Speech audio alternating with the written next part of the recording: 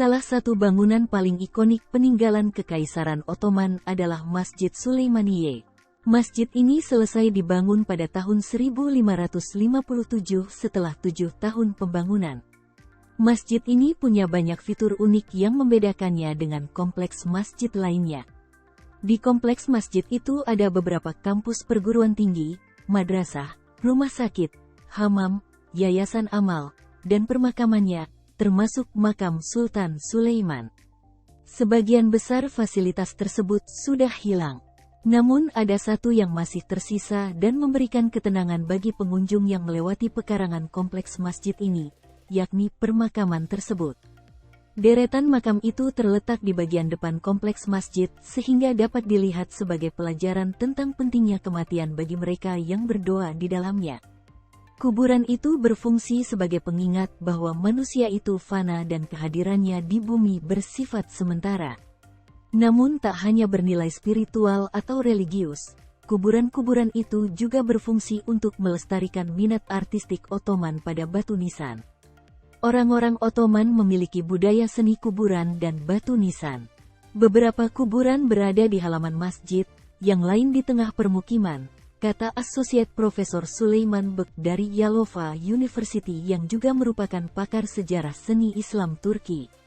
Lebih penting lagi, ia menjelaskan bahwa setiap batu nisan memiliki karakteristik dan cerita yang unik.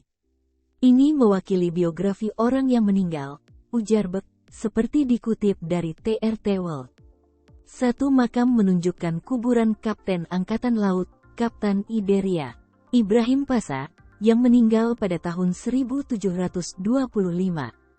Menurut sejarawan Talha Ugur Luel, makam ini memperlihatkan seorang kapten dengan jangkar, tali, dan tiang patah yang memasuki kapal yang membawanya ke alam baka, tempat peristirahatan terakhirnya.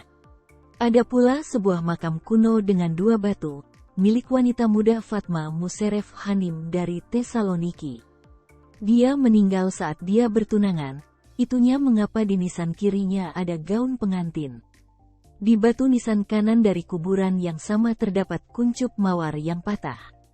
Ini menandai kematian seorang anggota keluarga perempuan. Makam itu dibangun oleh ayahnya, Mustafa Fevzi Bey. Makam berbagai tarekat sufi dan para darwisnya juga dibedakan dengan kain dan penutup kepala berwarna berbeda. Simbol mereka telah ditambahkan ke batu nisan mereka. Realitas kematian dipandang sebagai bentuk keseimbangan dalam hidup. Dalam budaya kami kuburan memiliki nilai yang tinggi, kata Suleyman Bek. Orang-orang berdoa untuk almarhum ketika melewati permakaman dan kuburan. Hal khusus tentang batu nisan dari periode Ottoman adalah estetika mereka. Permakaman memiliki suasana yang hidup, tutur Bek. Beberapa batu nisan memiliki warna berbeda untuk menggambarkan detail kehidupan seseorang.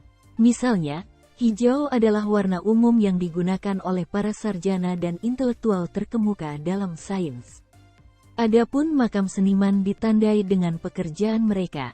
Makam penulis misalnya ditandai ornamen berbentuk dengan buku, pensil, dan kertas.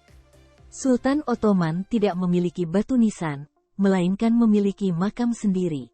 Sorban atau fes yang mereka kenakan diletakkan di atas makam mereka. Taman peristirahatan spiritual, yang dibuat oleh masyarakat Ottoman ini dirancang untuk mengenang almarhum serta budaya yang mereka tinggali. Kuburan-kuburan yang menyimpan banyak misteri dan karya seni itu masih bisa dijumpai hingga hari ini, terutama di Istanbul.